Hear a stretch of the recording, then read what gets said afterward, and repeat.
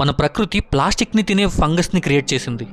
ఈ నేచర్ ఏమనుకుందంటే ఏం చేసినా ఈ మనుషులు ఇంకా మారరు, పొల్యూషన్ చేస్తూనే ఉంటారు, నన్ను నేనే మార్చుకుంటాను అని అనుకున్నట్టుంది. అండ్ మన తల్లి, మన మదర్ నేచర్ మనల్ని అండ్ ఈ భూమండలాన్ని కాపాడటానికి ఒక ఫంగస్ ని క్రియేట్ చేసింది. అదే ప్లాస్టిక్ ని తినే ఫంగస్. ఇంతకు ముందెప్పుడు భూమి మీద ఇలాంటి జీవి కనబడలేదు. ఇది 3 పూట్ల శుభ్రంగా ప్లాస్టిక్ నే తింటది.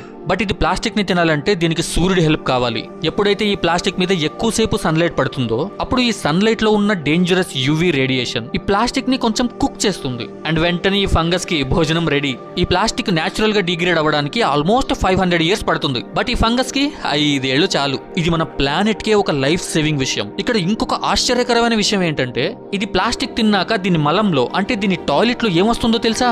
వాటర్ వస్తుంది. అదే నీళ్లు. ఈ ఫంగస్ లిటరల్లీ ప్లాస్టిక్ ని వాటర్ లాగా మార్చేస్తుంది. వావ్! మన మదర్ నేచర్ కి తెలుసు లైఫ్ ని ఎలా బ్యాలెన్స్ చేయాలి అని.